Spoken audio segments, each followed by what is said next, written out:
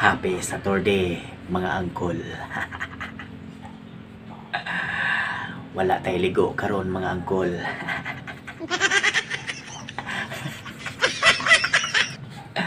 Bitaw mga angkol.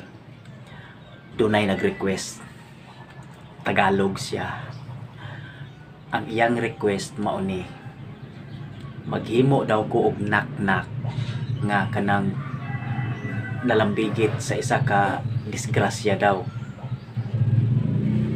Nalambigit halimbawa sa motor na disgrasya, dapat yung knock-knock na yun nauugnay daw sa disgrasya, tulad ng motor o four wheels na disgrasya. Dapat nauugnay daw ang knock-knock doon sa disgrasya. Lisod na siya nga request mga angkol, kanang knock-knock nga nalambigit sa isa ka disgrasya.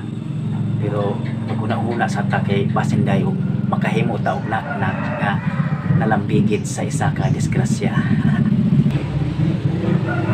Gahapon di ay dunay na disgrasya nga motor diya sa kanto. Tumbling daw ang motor nya, kita na mo ang nadisgrasyahan ganiha.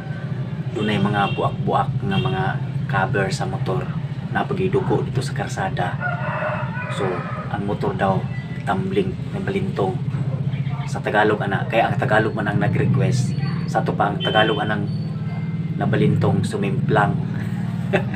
Sumimplang. So ang iyang request Tagalog man ang nag-request. Tagalogo na to ang knock-knock. Na anak ko'y nahuna-hunaan mga angkol. Simplang, sumimplang. Knock-knock, who's there? Simplang, simplang hu. Simplang buhay ay kay ganda. Mayroong ngiti, mayroong saya. Walang hindi magagawa, lalo na't simplang ka. Simplang ang iyang request. Dapat yung request daw na knock-knock na uugnay doon sa disgrasya, yung sumimplang na motor o sumimplang na sasakyan. Ayun, nagawan ko na ng knock-knock. Walang problema doon. Simplang.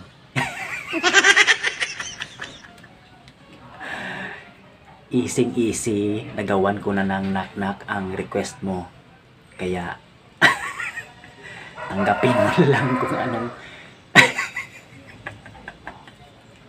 simplang nga eh.